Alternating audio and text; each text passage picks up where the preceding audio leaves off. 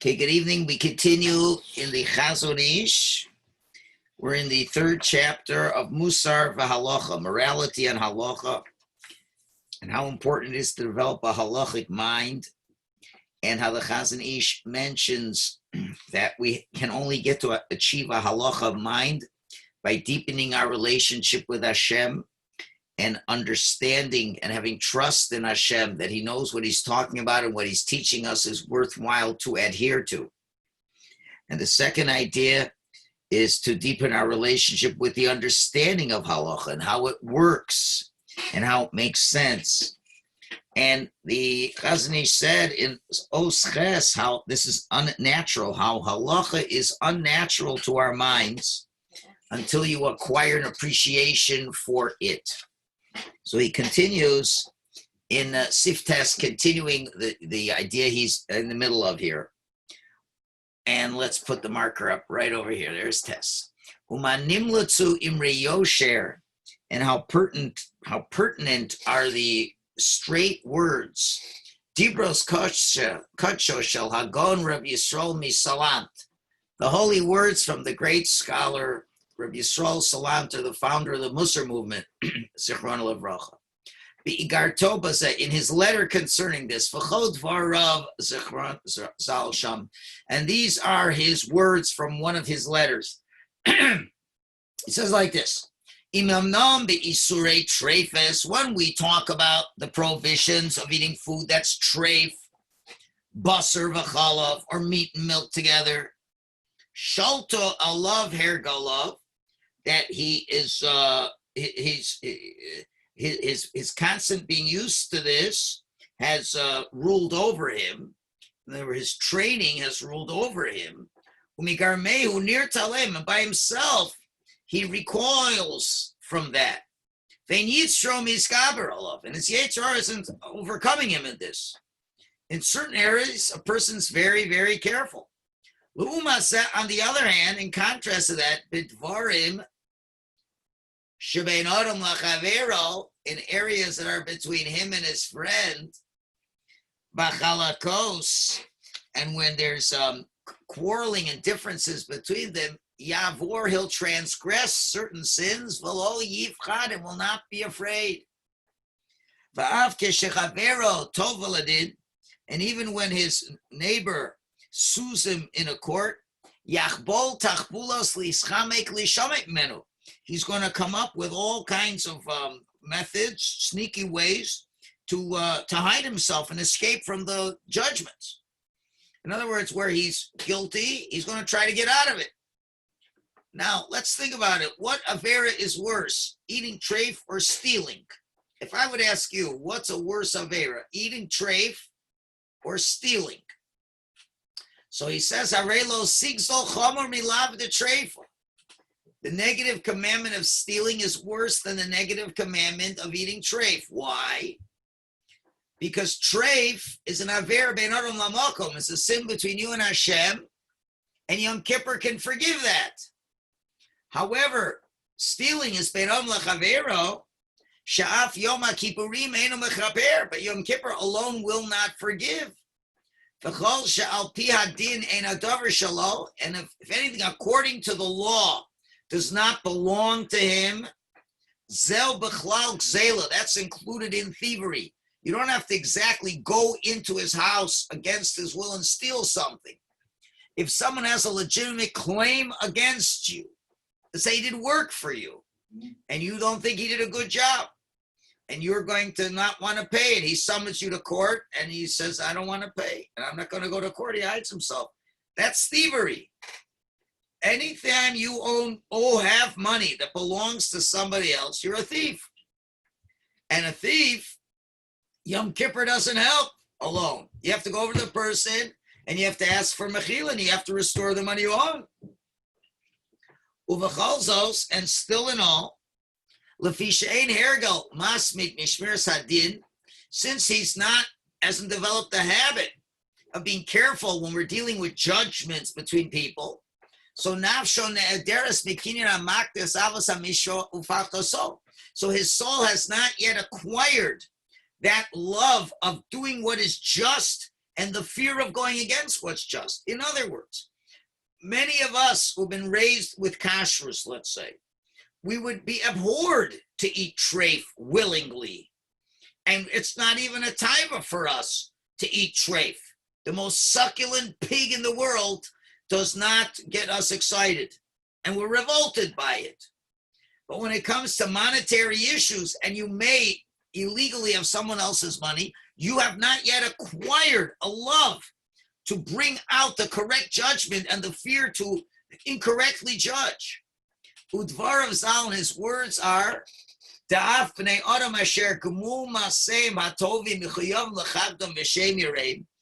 though people that in general, their actions would oblige other people to honor them as God-fearing people. In general, they're God-fearing people. But still, but they stumble when they try to avoid litigation to go to court where they may have to pay with them. So again, you see this idea where the person could be even looked at as a Yireh Shamayim. But when it comes to money, all of a sudden, they don't see it that way. The primary way to heal these spiritual sicknesses, to focus in on the halacha, very exacting, with all the details of every little branch of halacha,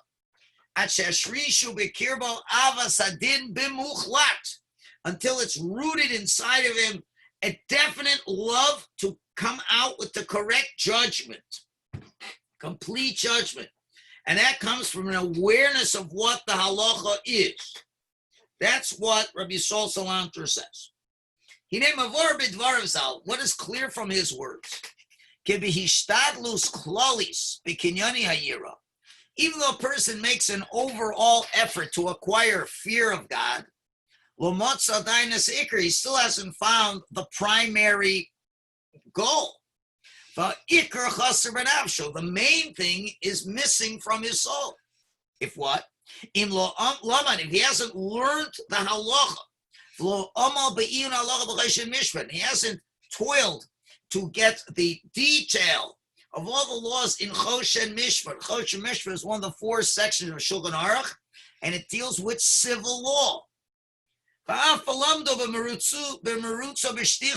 if he has learned it, and maybe quickly and superficially, he's gone through it all, but quickly, he has not acquired the desired acquisition to love the judgment, a love, and be devoted to that.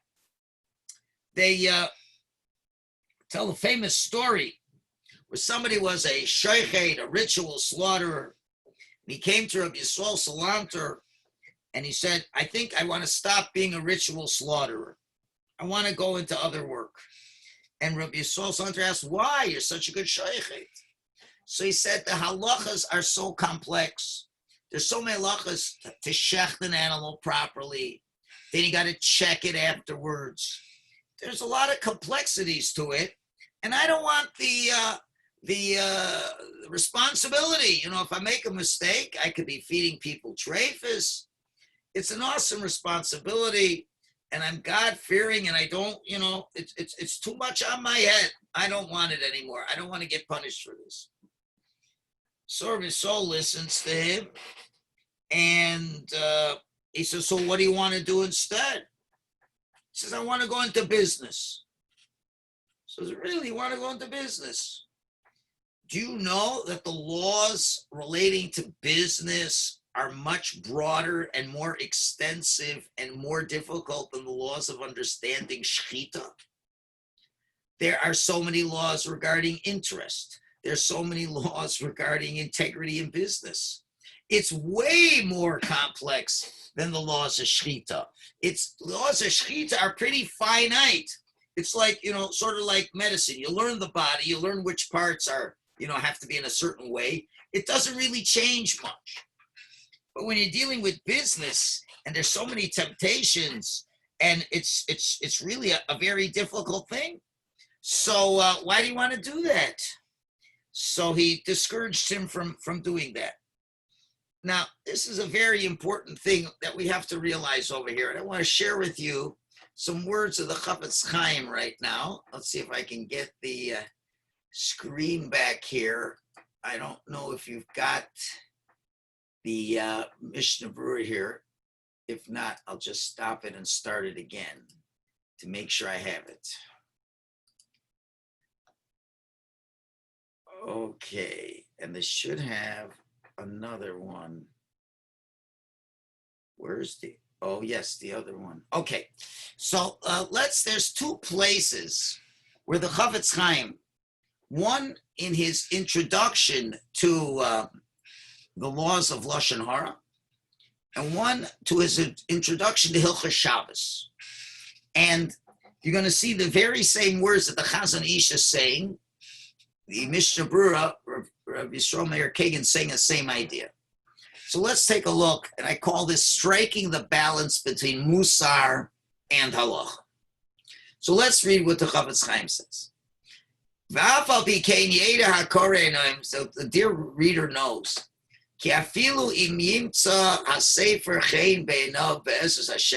This is, I'm sorry, this is the introduction. Let me just clarify this again. The Sefer Shmiras Halacha, there's a number of parts to the book. There's two parts to the book that are like the real halachas, the halachas of Lashon Hara, the halachas of Rechilus, all this.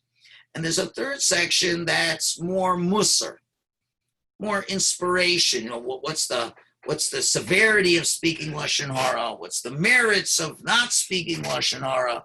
More the hashkaf ideas of Lashon Hara. So he understands that I know, I know you're going to really like the part that deals with the hashkafa about Lashon Hara. This third section of the book that talks about it, it's not enough.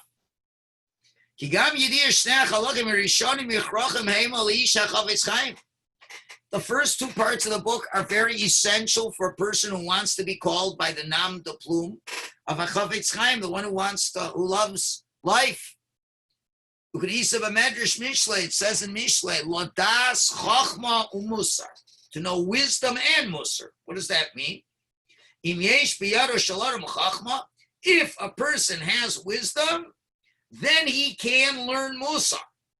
A person does not have Chachma, he can't learn Musar.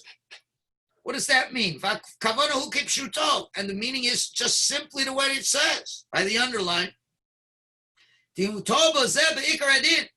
he makes a mistake in the main law, no musar, no ethical teaching is going to help. For example, if he is thinking about something in business, he thinks it's not stealing. What's it going to help? He learns all the musar in the world. That it inflames in his heart how serious is the prohibition of stealing. But what's it going to help? When he thinks that this isn't stealing. It is, but he doesn't know the halacha. And that's how it is in all aspects of the Torah. Okay, therefore you have to learn the laws of the Torah. You have to know what is prohibited, what is permitted. And besides this, you'll be fulfilling the positive mitzvah of as Hashem Elokecha Tiro. You shall fear Hashem. Whereas there's a mitzvah, fulfilling the mitzvah of not stealing, and by being careful and medactic, particular in knowing the law, that's part of fearing Hashem. So it is in this topic of Shmiras Halacha, by the underlines. What's going to help all the Musar in the world? When it talks so bad, how bad the sin of Lashon Hara Rechilus is. Once the person permits himself to say, Shein davar zeh b'chol Lashon Hara, this is not including Lashon Hara. Or for such a person, the Torah didn't give the Yisur Lashon Hara. See, that guy's a Russia. I can say Lashon Hara about him. It's not so simple who you can say Lashon Hara about. You got to really be careful in what the halachas are. Okay, muchar chadam later. Therefore, a person has to know. You have to know what falls under the specific categories of lashon hara according to the law. So they can overcome his yetzer hara and fulfill that's what he learns. So therefore, yira lilmod es hamusar. Yes, you can learn the you'll learn the musar, what he learned. But if you go to onish v'asachar sheitfin that, okay, so there is a point to learning the musar in case the yetzer hara wants to get a hold of you. In other words, there's 2 points. You got to know if what is going on here is lashon hara or not. Someone's asking you about a shidduch about somebody, and you know the person very well. Okay, it's not so simple what you're allowed to tell, what you're not allowed to tell. So let's just say that this family really was not nice to you. Okay, and when they start asking about certain things, and let's say the law is you cannot say this. Okay, so you have to learn the halachas to know what the halacha is. That's number one. If you don't know but then, even if you know the halacha, then maybe your yetzer hara is going to say, yeah, I know the halacha, but I just can't control myself. Then you whip out the musar, and you talk about how if you speak lashon hara, it brings all our faults up in front of heaven, and then Hashem's going to throw the book at you, and how you're going to burn in Gehenna and this. Yes, musar helps to fight the yetzer hara that's trying to get you to do a sin, and you know it's a sin. But what if you're not aware that it's a sin? Then you think you're doing a mitzvah, and there's nothing to stop that. So that's what the Mishnah is saying. You have to have this balance between halacha and musar. You first have to know what is the halacha. What may I say? What may I not say? And sometimes, what must I say? Now that I know that, at least I understand what direction I have to be in. And I respect the halacha. And that's not the issue over here. Once you respect the halacha, now you got a yetzer hara, like any yetzer hara, who wants to stop you from doing something. So then the musar will help. Okay, and the second point he says from learning, there's a benefit on the other side.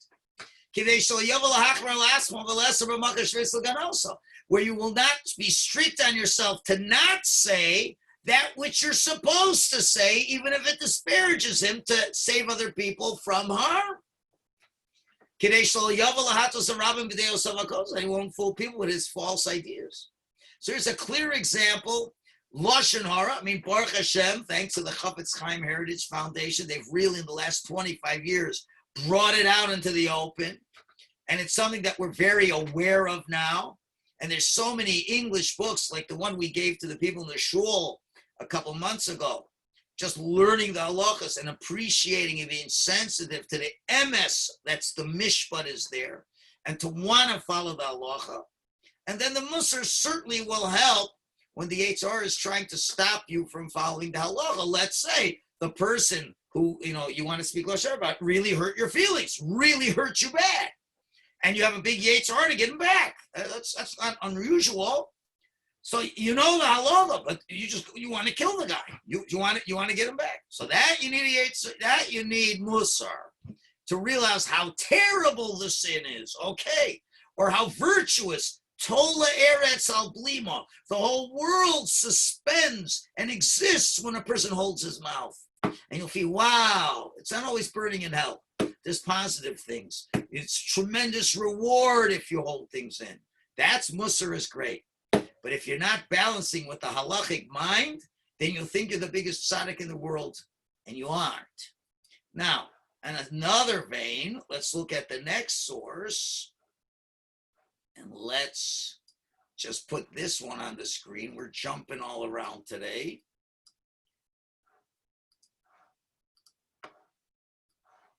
Okay, this is the Chafetz Chaim now in his introduction to Hilchas Shabbos. All right, let's start it over here. How can we reach such a level? Sheyishmer Shabbos b'chol pratav, to keep the Shabbos in all its details. because he talks about it's very intricate. It's 1/6 of the entire Orach Chaim, and a lot of it is very complicated. The best advice I can give you is Shiyira Lizoris Ason Lumot Hilchas Shabbos, that you should be alacritous and push yourself to learn the laws of Shabbos, and to constantly review them. To know what's allowed and what's not allowed. Because if you don't, even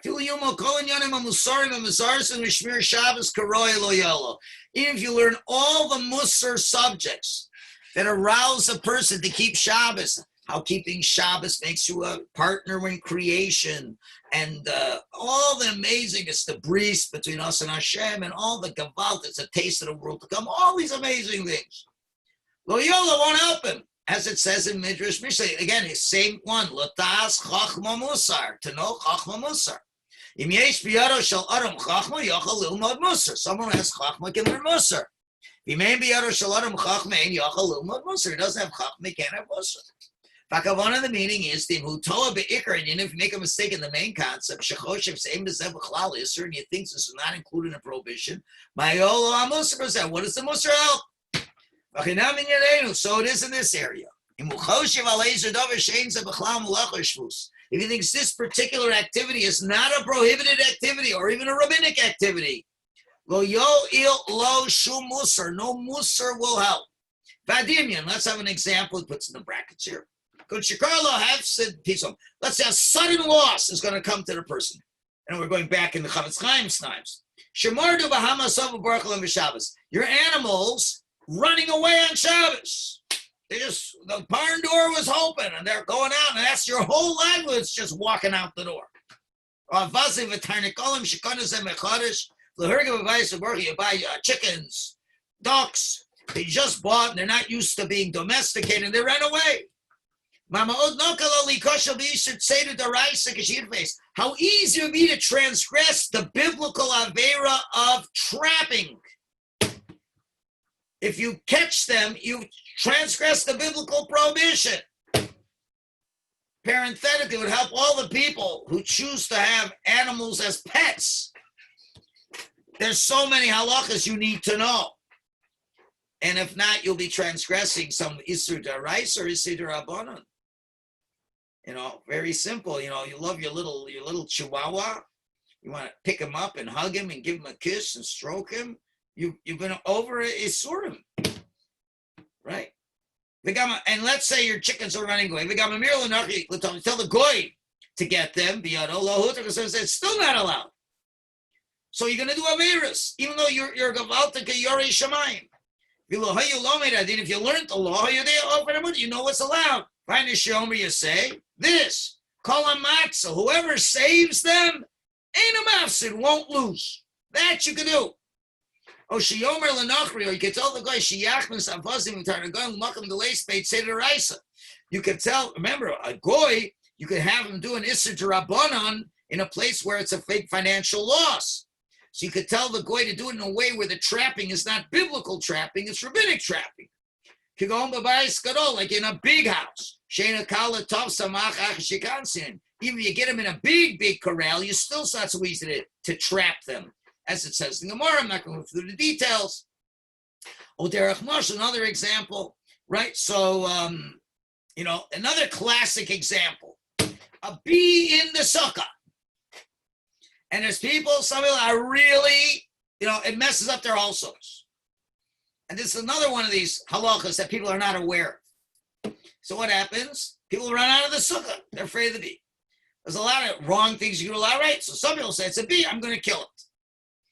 Well, you can't kill a bee unless it's a killer bee and you have a terrible anaphylactic reaction to that. That's the only possibility.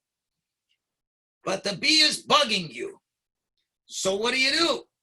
So somebody, you see this all the time. So somebody takes a cup, traps the bee. Oh, you trapped the bee. You're Machal Shabbos Chal Yantif. The answer is no, he wasn't Machal Shabbos. He wasn't Machal Yantif. Because that's not considered trapping. Because even if the bee's in your cup, you still can't catch him. You have to catch him in your hand. So if you knew the halacha, instead of running out of the sukkah, you just catch him with a cup, and now you can eat in the sukkah. If you kill the bee, you'd be transgressed. He gives another example. Shekara, for example, Shenidl Kahamapa, Sha'al Hashogam. Let's say the tablecloth catches fire. We know, we know a person gets confounded when his money is going to be lost. You're talking he might, because he's so excited, he may just put out the fire. So what am I supposed to do? The pure halacha. Let's say you have a building outside, far away from civilization. There are no other homes nearby.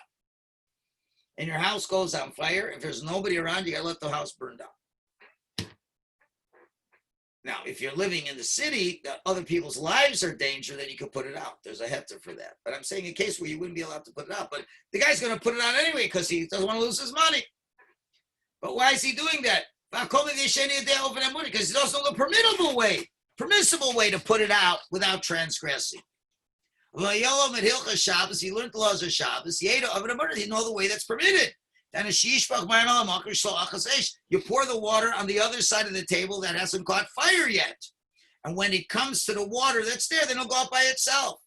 Or you can call a non-Jew to put it out. And then he discusses borer that people stumble on often. You could have some meat of two different types of chicken meats, dark meat, white meat, and he's selecting one from the other and leaving the other one behind, where under certain circumstances, it's absolutely prohibited.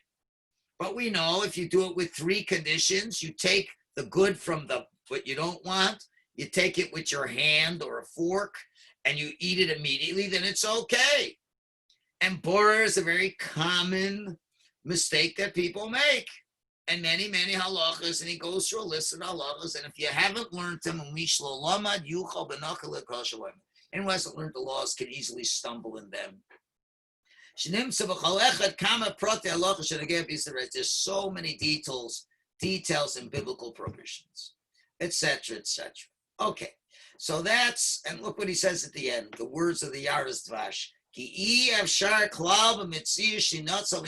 It's impossible to not transgress Chilul Shabbos if you don't learn all the halachos clear, you will be Chilul Shabbos without any question.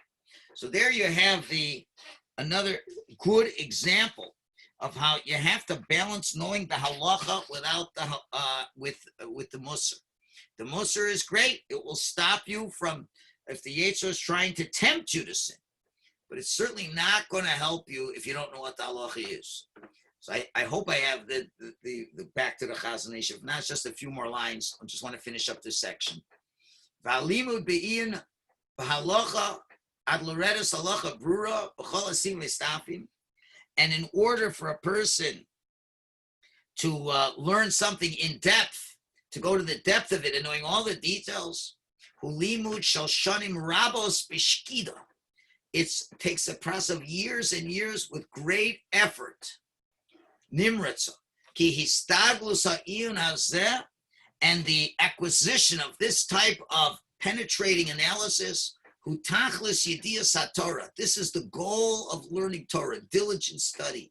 Shifligu Chazal, the rabbis expound on this. Shefshar liknosa b'derech hara. You cannot acquire this kind of halachic mind in a very sporadic way. B'miudish, a little bit of effort.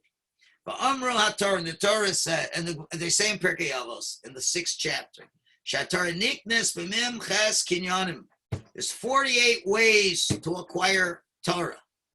And all of them, V'chulam, they all have one common denominator. Yitzia Migidre Hateva V'hergel Ha'ishiyus. You have to go out of your normal nature, what you're accustomed. Likanes B'darche Hashlemus. To enter into the realm of perfection. Achlo tafriyeu tivo, so that his own nature does not disturb.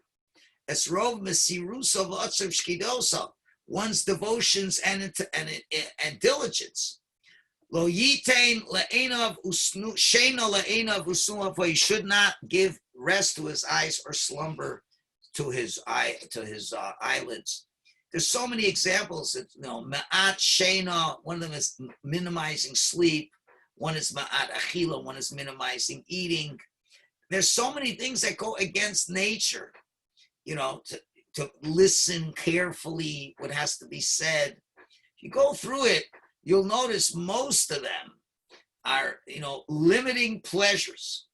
And why is that so? Because if you want to succeed in anything, you got to be focused on the material that you're learning. And you have to spend a long time till you get to the essence and understand exactly the principles of the halacha. And that's not something you can do by just looking in for 2 minutes and then checking your cell phone calls and all these things. It's got to be hasmada. And that's got to be a critical thing to acquire this knowledge of the halacha. And it takes consistency, day in, day out, till you have a clarity of halacha. When you have a clarity of halacha, you'll appreciate the halacha.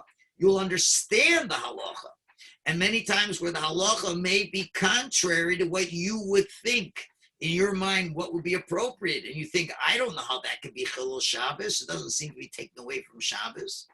But the more penetrating your analysis is, you'll understand exactly what Shabbos is and what's allowed and what's not. And then you'll get a deeper, and then the hashkafa can fit in of being close to Hashem and all these things that all wrap up into one. And then when there comes an issue, you'll be able to understand the right way. And especially in areas, bein adam lachavero, where you can tend to lose money, people certainly have a lot of bias and they may justify what they're doing. Again, this is all part of, you can learn Mesilas Yesharim all day long, but if you don't appreciate having a halachic mind, you'll think you're the most religious person in the world, and you're really doing a tremendous amount of averos. Okay, we'll stop it over here. Tomorrow we'll begin Os Yud to continue on in this pathway. Okay, have a good night, everybody. Zygus.